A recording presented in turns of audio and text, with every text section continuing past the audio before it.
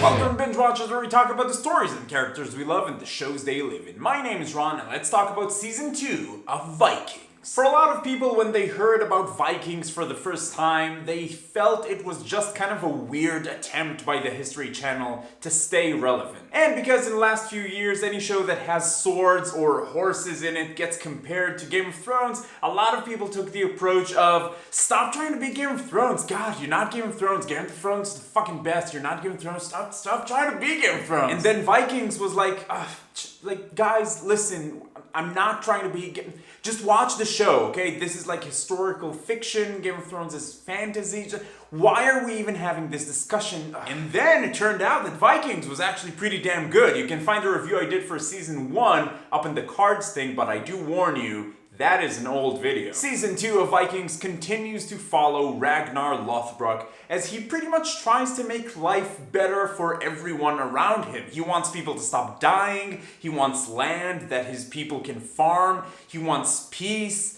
Things don't always work out though. Season 2 has a few stories all going on at once. Some of them are about infighting between the Norsemen. Some of them fight for control, some for jealousy, and some for sweet, sweet revenge. These stories tend to be a bit more personal and driven by emotions. The other stories are more political, about the relationships with the English kingdoms. Do they cut a deal with them? Do they go to war with them? And this show does a fantastic job in tying all of these stories together. They don't feel like separate stories. Everything feels important. A lot of this season is about Ragnar just fighting through stuff that gets thrown his way when he's essentially trying to do something good. But he's not a generic good guy, and he's not always a good guy at all. He's a very unique character. And Travis Fimmel does such a great job portraying a man that is mostly calm and calculated and always trying to think 2 moves ahead, but also has this immense rage inside. While I do love Ragnar's character, and I think he's one of the most unique main characters I've ever seen, Lagertha has to be my favorite character. Just all the kick-assery. I feel that pretty much everything is better in this season compared to Season 1. Something amazing that this show pulls off is having incredible battles without being an overly graphic show. Vikings is amazing at making sure you know that something terrible just happened to a man without actually having to show you his guts just hanging outside of his body. The same goes for sex in this show. It's usually implied. When it's on screen, it's usually pretty subtle, and it never gets to that softcore level that some other shows of this style tend to go to. I'm not saying that having graphic violence or sexual content in a show like this is bad, not at all.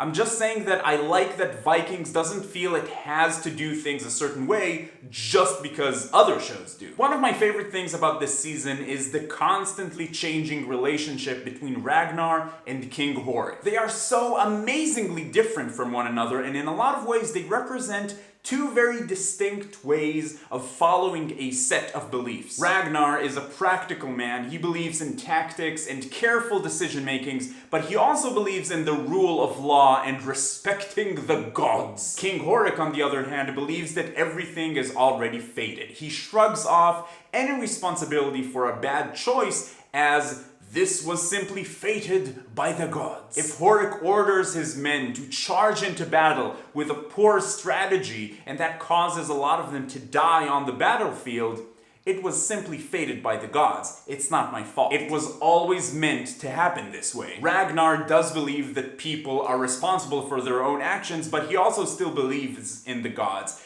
And this dichotomy between them plays such a huge role in this season, and I absolutely loved it. I mentioned earlier that the battles are not overly graphic. They are, nevertheless, awesome. Even when everybody's on an open battlefield and there's so much going on around everybody, the battles themselves, the fight scenes are always so clear and intense, and it looks beautiful and harsh, and there's also plenty of it. Bottom line, should you watch it? With Season 2, Vikings continues to be my favorite show of this style, whether it be historical fiction or just the general Dark Ages theme. This season tells an intense and bloody story of betrayal and conquest and revenge, and personally, I loved every minute of it. Super excited to watch season 3. How about you? Did you watch season 2 of Vikings? What'd you think about it? Let me know in the comments down below, and also let me know what is your favorite historical fiction TV show. There are a lot of good ones. If you like this video, please give it a thumbs up. It really helps out a lot. And if you're finding Binge Watchers for the first time, welcome. I'd like to invite you to join the Binge Watchers community. Come talk about TV with us. It's a lot of fun. Subscribe to the channel. But in any case, keep binging, and I will see you in Valhalla.